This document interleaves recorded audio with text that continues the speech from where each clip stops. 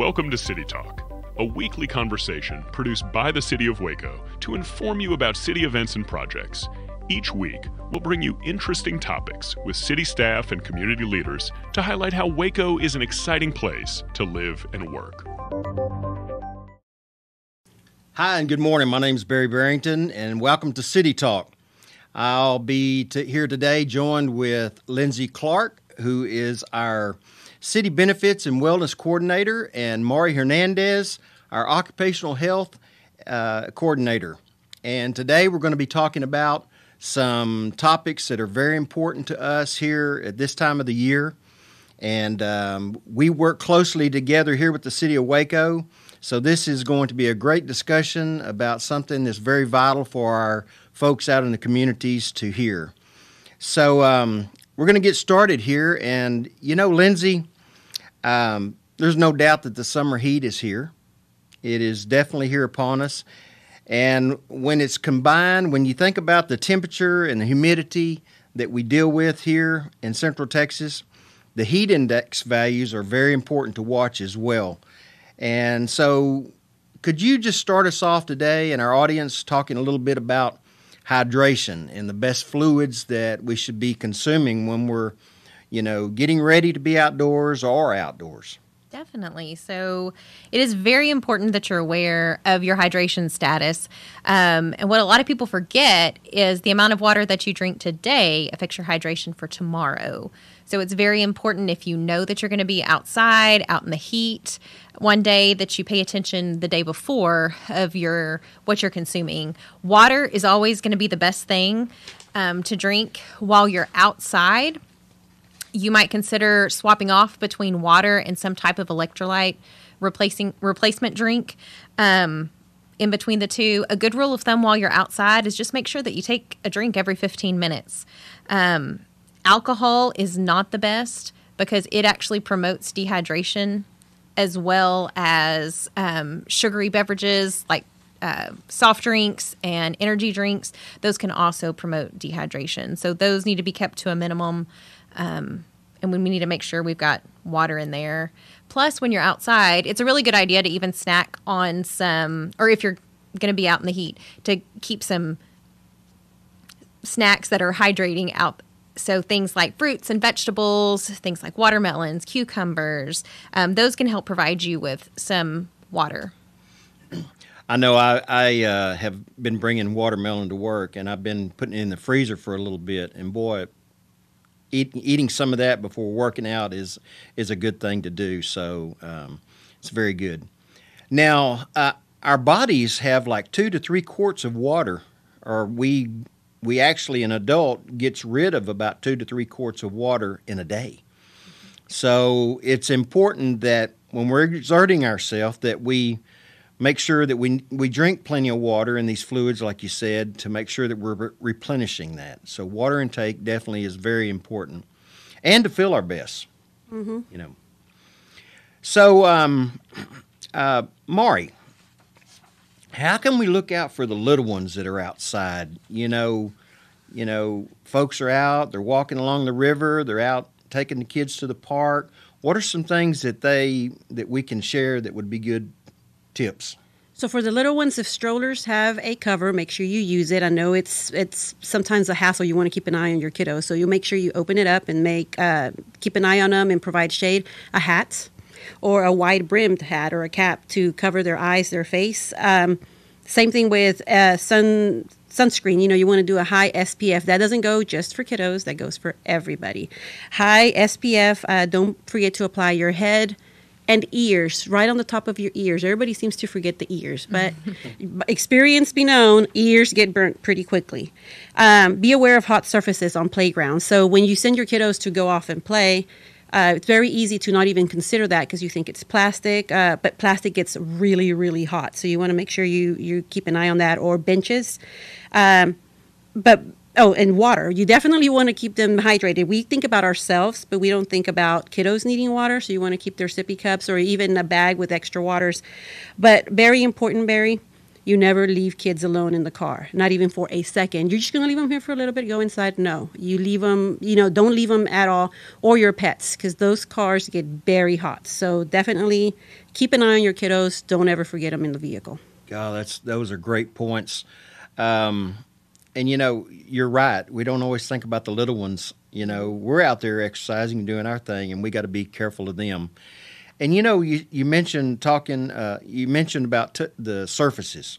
I know they may be hot, but, something to be aware of, too, is before we give them a snack, have some wipes maybe handy that you can wipe their hands down because, everybody's been touching everything. And I know we've just come through that. And so it's real good to think about sanitizing. Yes. And so I think that's a great point, too, that we should be aware of, too, is to wipe their hands down. And about those kids in the car, the National Safety Council, their statistics between 1998, since 1998, over 800 children have unfortunately been taken from us in hot vehicles. And in Texas, that's in the U.S. Now, in Texas alone, 128 deaths. So we can do better than that, and it's very important. Some prevention things that we can think about is look before you lock. If you need to put something in the back of your car, leave your cell phone back there so you won't be distracted, number one, but also, maybe put your workout bag or whatever in the back, your purse, so that you'll have to go back there. And I know a lot of folks say, oh, I would never do that. We can get forgetful. We're all very busy. So just make sure. And when you're parked at home, keep your vehicle locked. Number one, to prevent theft and break-ins, but also to prevent the little ones from getting in them because they like to play hide and seek, and they get in the car and they might get locked in there. And here again, not intentionally, but they may find themselves in a hot vehicle. Oh, yeah, you see it in the news all the time, but I'm guilty of putting, and it might sound kind of funny, but I put my shoe in the back of the vehicle, and I'm driving around with one shoe, but I leave the other one in the back. There's no way I'm going to come into the grocery store, work with one shoe, and that gives me a little reminder to go back and check on my kiddos. Excellent point. Keep your keys and your remotes put up, so they can't get them, because kids are curious and they're going to get in there. And if you ever are missing a child at the house, look in your car first because that may be where they are. Right. And so that's something that we can do. So if you ever see also a child in a car that's parked, get involved. Let someone know. Our police department is very tuned in on this and it can help us with that. So feel free to speak up and say something because you don't know how long they've been in there. They may, it could be a problem. And that goes for pets as well. Right. Just don't forget them. So, knowing the signs and symptoms of heat-related problems is very important for us all to be aware of. Lindsay, you mentioned earlier about the importance of hydration. What are some indicators that you can share with us that would alert us if we're not hydrated properly? Well, I think a lot of times people wait until they're thirsty to drink. And honestly, by the time you're actually thirsty, you're dehydrated. So not waiting until you're thirsty would definitely be one. Like I'd mentioned before, taking a drink every 15 minutes is a good idea. The absolute best indicator of hydration is your urine color in most cases. So I would say you're usually looking for a clear to a light yellow. If your urine is looking like apple juice or something darker, then you definitely need to get some more water in your system. Now, it is important to note that some medications and multivitamins can kind of darken or increase the color that you see or the vibrancy. But on a normal basis, individuals are going to know if they're on one of those medications. But that is the best indicator. Very good. A lot of people don't know that. And we've actually put postings around the city in some of our restrooms, so folks will pay attention to that. And we have had feedback where people said, hey, I didn't know it, but I needed to drink some more. and it helps them. Well, and I will say, as a parent, I think it's also good to kind of teach that to your kids, because I always tell my kids, hey, what color is it? And we we look, and if it's clear, light yellow, yay! Awesome. So. That's good. Water is a big deal. We've been talking about that, and our bodies are 60% water. They're made up of 60% water, and if we have plenty of water on board, well, that boosts productivity. It helps lubricate your joints. And, it just helps balance your blood pressure. It does a lot of things. So having plenty of water, I know that I've seen some here that's got these jugs of water that are a gallon, and they try to drink that through the day. And I think that's, and once you're at the end, you've drank plenty of water for the day, and I think that's a great thing.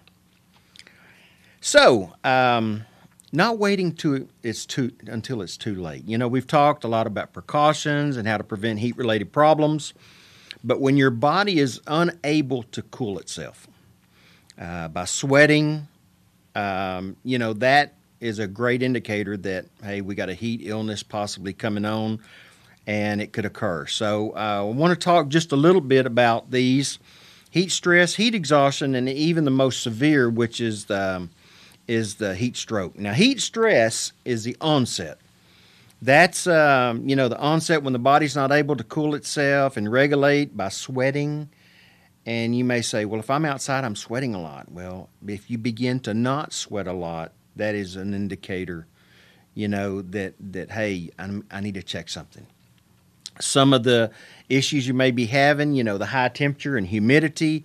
You're in the direct sun, you're not protecting yourself as well with proper clothing or whatever.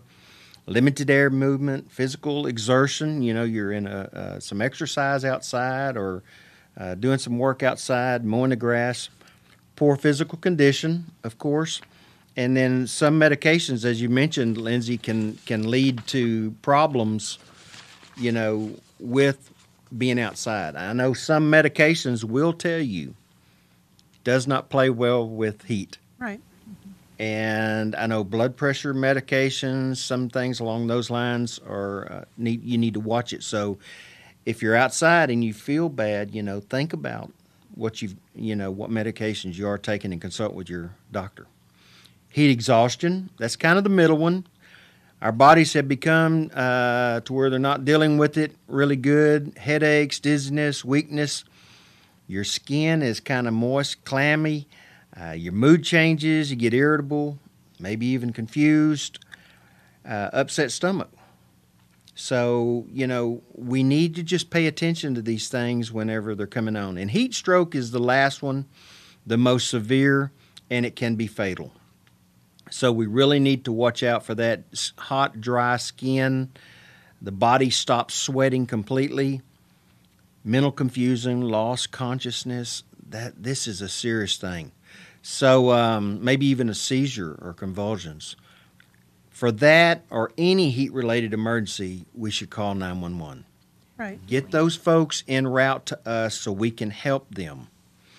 And remember, if you do call 911 using a cell phone, remember that you don't know what tower it's going to hit, so we need to give them specific directions where you are. That's a very important point out. Now, if you're just now joining us, this is Barry Barrington, Lindsay Clark, and Mari Hernandez. We're City Talk, and we're just talking today about heat-related safety, and we're going to try to touch on some distracted driving as well. But Mari, what are some steps we can do while waiting on responders to get to us? We've dialed 911. A person's experiencing this. What can we do? So while we're waiting, you're very correct. Make sure you know where you're at. Even intersecting streets help. While you're waiting for help, move yourself or the person to a cool, shaded area. So get out of the heat. Loosen or remove heavy clothing. This is, if you're having a big old jacket or overalls, make sure you remove it. Drinking water, cool drinking water, start sipping on it. Don't chug it down. Start sipping on it slowly. And then fan or mist the person with cool water if you're able. Very important. I've even heard if you're around a swimming pool, if you can get somebody immersed up to their shoulders It can cool the body, because what's happening is the core temperature of the body has gotten so hot, it's reached a point where the body can't defend itself. It can't help itself. So Right. that's what we're trying to do. Great points. But we've talked about all these things, and the good news is this is all preventable. All of it. Yes. It's all preventable. Heat-related illnesses and deaths, we can do something about it. The key components, like we've mentioned, is understand, number one, you need to rest more frequently, take breaks, and allow yourself time to recoup, recovery periods. If you've been out in and you have been exposed to heat and you've experienced some of these things we're talking about, make sure that you allow yourself to reacclimate before you get back out into the heat. It's very important that you do that. Don't just jump right back out into it. And knowing your body limits, your medications, as we've mentioned, these are all important things that we need to be aware of. Now, Maury, what are some of the things, we're here with the City of Waco. What are some of the things that we do here at the city to communicate safety for our employees, to let them know about heat safety? Well, we take heat illness very serious, and we've done this for many years, and I think we are a pretty good team as far as getting that out to employees. But like you mentioned, you can think you're acclimated to being outside, and even though you're off of work for a while, you need to reacclimate yourself. So we always try to educate employees on, even though you're acclimated, you got to, protect your skin again. I mean, even though you're used to the heat, make sure you use sunscreen and protect yourself. Many of our jobs are field jobs, so they're exposed to the heat. We always stress the importance of hydration, which is where Lindsay comes in. She's all about drinking your water. We're guilty of having our gallon jugs of water everywhere. So we let them know that that's very important. Posters across the city buildings, you take charge in that as well. The intranets, you even have a newsletter that we post in the restrooms, the toilet tabloids. So those are always fun to read whenever you're having a moment. We have these pocket-sized heat stress cards that we print out every year and we make available to our employees. So we definitely try to do our job as far as promoting heat awareness. In addition to hydration, take more frequent breaks, use your sunscreen, keep an eye on yourself. Watch each other's back. So you want to know the symptoms, because you want to know if you're experiencing the symptoms. Make sure you tell your peers, your coworkers, your supervisor. But even if you get to the point where you're disoriented, you want your coworkers to know and be able to tell the symptoms in you. So make sure everybody knows the symptoms and see it in other people, so that help can be called if needed. So definitely want to do that. And that could go if you're out. If you're home, I always like to communicate. Safety doesn't stop when we go home. Right. So at home, or if we're at the lake camping or something like that, if you're noticing and you're aware of what we've been talking about, these different symptoms, you could help save a life of a family member or whatever. Just could be knowing. hiking at Cameron Park and see somebody with these symptoms. So you that's definitely right. want to know them. There's also phone apps available. So make sure if you have a smartphone, go out there and look up heat index apps, or apps that can tell you what the UV index or the heat stress symptoms are. Those are always very helpful. Excellent. Boy, that's great information. Being safe and being aware is not just for the workplace, like I mentioned. Lindsay, we talked about the heat index, and now we say there's an app out there that you said, Maury, that you can look at. When we're off the job, that heat index, that's the combination of the humidity and the temperature. Is there anything you'd like to share on that, just knowing? Well, I think it's really important with that to know that here in Waco, it can be pretty humid, and that affects our sweat, which is our body's natural defense against the heat to help cool us. And so I think that if that sweat's not evaporating, we're not cooling, and we just have to keep that in mind. We can't push ourselves to the limits. It's not like it is on a spring day. We have to be careful with that. It's important also that people think about even moisture wicking clothing. Now they make so many things that are not cotton, whereas cotton can kind of weigh you down and keep the heat in. You've got that moisture wicking that can help. So Kind of clothing is very important. I think the clothing's very important. Keep in mind too that light colors attract less sunlight, whereas the black can cause you to get hotter. So if you're wearing a dark color, Great to know. What we've been sharing, I think this is some really valuable information, and I hope our listeners are able to take a few nuggets out of it. And just if just one thing if they take is if they can retain and help, it might save a life. We mentioned we're going to talk a little bit about distracted driving while we've got everybody's attention. So I'd like to do that, switch over a little bit. You know, according to National Safety Council statistics, last year our roadways were seeing 1 in 5 crashes caused by distracted driving. Wow. Distracted driving it's almost like an epidemic. I mean, it's getting really, really bad. And 364 people lost their life. 2,200 people were seriously injured just because somebody was careless and they allowed themselves to be distracted.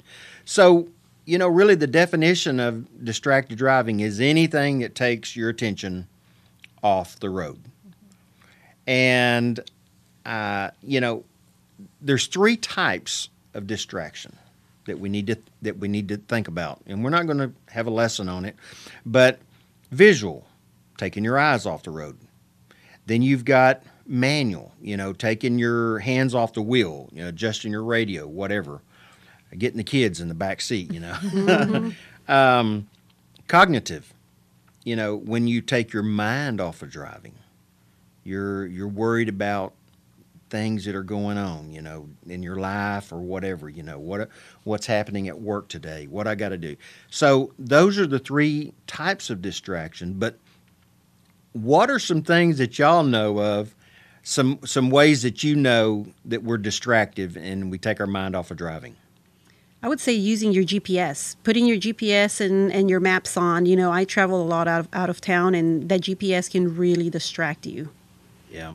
well, I think a lot of us we tend to think that if we're not using our hands, that we're not distracted. And so we'll use like the hands-free devices when that's kind of where that mental piece comes in. That's because exactly your right. mind is not on your drive. Your mind is on conversation you may be having on your phone. So many people, you know, like when they're at the light.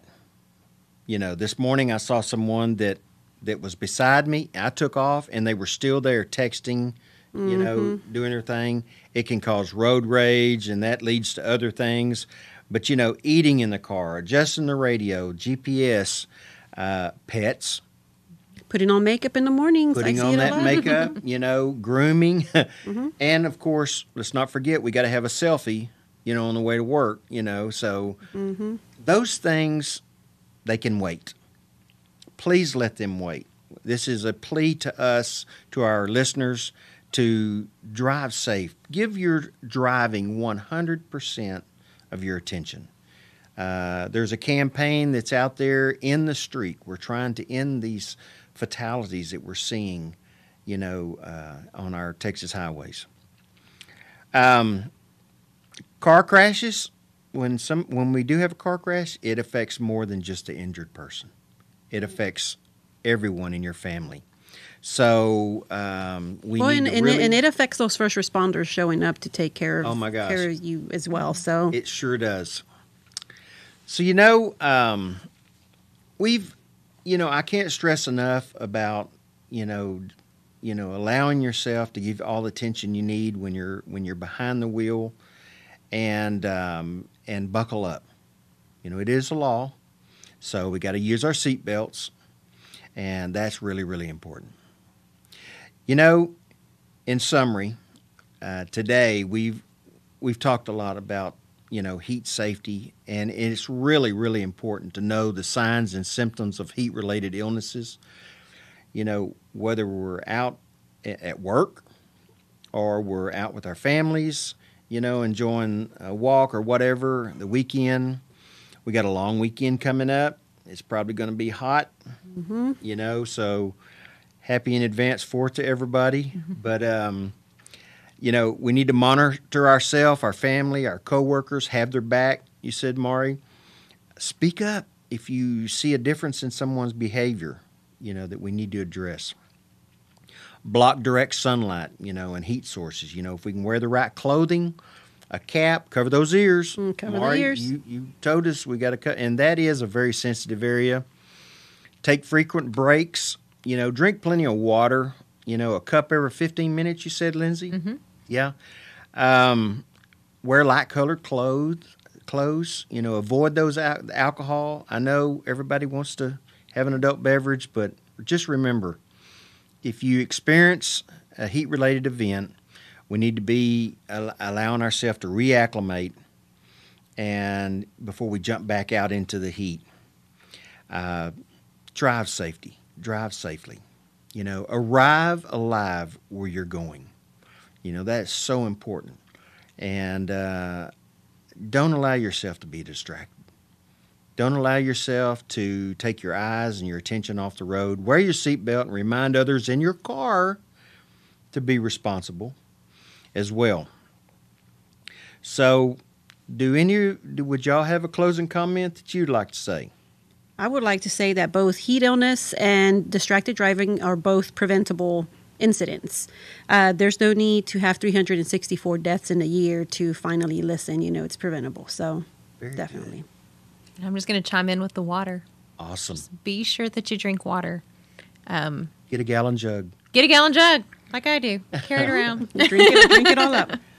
I tell you, it's so important, and from us, we're thankful to be a part of this program and to be asked to be a part of City Talk. And so, thank you to everybody that listened today. Thank you. And from Mari and Lindsay and myself, we just want to say thank you for listening and being a part of today's program. So, thank you very much. Thank you, Barry. Thanks.